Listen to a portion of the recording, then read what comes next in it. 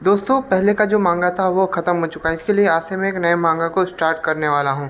चलिए शुरू करते कहानी की शुरुआत में हम सेन परिवार का घर देखते हैं, जहाँ पर अपने इस कहानी का मेन प्रोटैगनिस्ट अपनी ट्रेनिंग कर रहा होता है। तभी वह कहता है कि चलो ये हो गया, और हमें इसका नाम पता चलता है। इसका नाम सेन जियांग होता है। तभी कोई ताले बजाते हुए कहता है कि आपने बड़ा अच्छा किया, आपने अपने ताकत से इसे तोड़ दिया है। सच में आप कितने ज़्यादा शक्तिशाली हैं।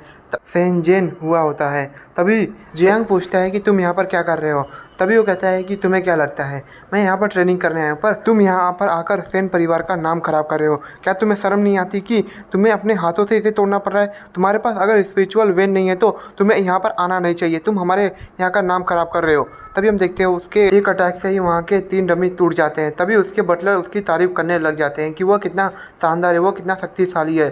तभी हम जेन हुआ को देखते हैं, जो कहता है कि सच में तुम भी अपने पिता की तरह यूजलेस हो। और ये सुनने के बाद अपने हीरो को बहुत ज़्यादा गुस्सा आता है। कहते हैं कि तुम्हारी हिम्मत कैसे हुई कि मेरे पिता को बुरा बोलने की। तभी हम देखते हो कहते हैं कि तुम्हें क्या बुरा लग रहा है, पर क्या मैं गलत हूँ? वह उनके पास इतनी ताकत है कि वह यहाँ के पैट्रियार्क बन सकते, पर तुम्हारे कारण वह ऐसा नहीं कर सकते। वो तुम्हारे कारण इतने बूढ़े जैसे हो गए हैं कि वह अब सिर्फ तुम जैसे को सिर्फ फीड कर सकते हैं। तभी हम देखते हो गुस्से में आता है, कहता है कि तुम्हारी हिम्मत कैसे हुई, मैं तुम्हें छोड़ूंगा नहीं। ऐसा कहकर वो उसके ऊपर हमला करता है और उसके गाल पे एक छोटी सी चोट पहुंचाने में कामयाब हो जाता है। और इसके कारण हम देखते हैं कि जिन हुआ पीछे हट जाता है। और तभी वो चिल्लाते हुए कहता है कि तुम्हारी हिम्मत कैसे हुई मुझे चोट पहुंचाने की, अब मैं तुम्हें जिंदा नहीं छोड़ूंगा।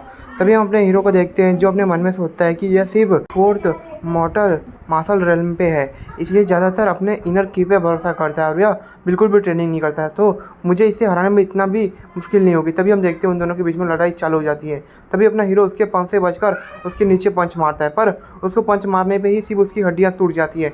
तभी हम देखते हैं जिन हुआ को बहुत ज़्यादा गुस्सा आ जाता है और वह अपना इनर की का इस्तेमाल करता है और वहाँ पर बहुत बड़ा धमाका होता है। तभी हम देखते हैं जियांग उसकी ताकत के सामने बिल्कुल भी टिक नहीं पा रहा होता है। तभी जिनहुआ अपने मन में सोचता है कि मुझे विश्वास नहीं हो रहा कि मैं इससे हारने वाला था।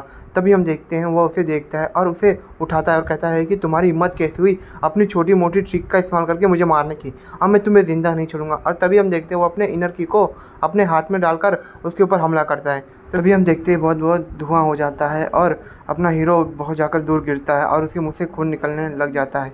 तभी हम देखते हुए जिनहुआ को तब भी शांति नहीं मिलती। तभी वो कहता है कि अब तुम मरो, और ऐसा कहकर एक बहुत बड़ा ब्लास्ट करता है। तभी वो कहता है कि चलो ये सब खत्म हुआ। पर हम देखते हैं कि जियांग के पिताजी आकर उस हमले को अपने ऊपर सह लेते हैं।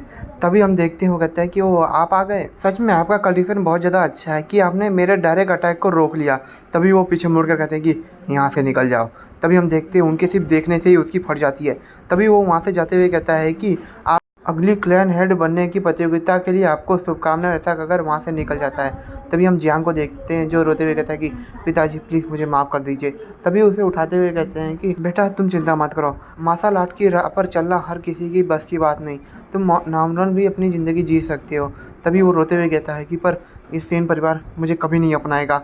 तभी हम देखते हैं वो अपने कमरे में बैठा हुआ होता है। तभी उसे बाहर से जियांग उसे बुला रही होती है, पर मेन कैरेक्टर कोई भी जवाब नहीं देता।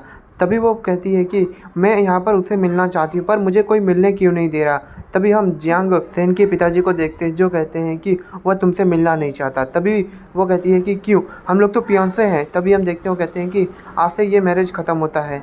तभी वो कहती है कि आप ऐसा नहीं कर सकते। तभी वो कहता है कि तुम सू परिवार के ट्रेजर जैसी हो और कल्टीवेशन में भी बहुत ज़्यादा आगे हो, पर जियांग वो ऐसा नहीं कर सकता, वो हमेशा ही उसकी डेस्टिनी की मॉडल रहेगा। तभी हम देखते हैं जियांग को, जो उनकी बातें सुन रहा था, अपने मन में सोचता है कि मेरे पिताजी सही हैं, वो जानते हैं कि मेरे लिए क्या सही है और क्या गलत है, वो मुझे सही शिक्षा दे रहे हैं। अगर मैं अभी मजबूत नहीं बना तो मैं हमेशा ही टूटा हुआ रहूँगा। तभी हम जियांग को देखते हैं, जो कहती है कि आप कुछ भी कहें मुझे उससे फ़र्क नहीं पड़ता, मैं जियांग से प्यार करती हूँ और ये कोई नहीं बदल सकता। तभी जियांग के पिताजी कहते हैं कि ये तुम्हारा जो रिश्ता है वह तुम्हारे पिताजी ने तय किया है, तो तुम्हें जो भी कहना है जाकर उनसे कहो।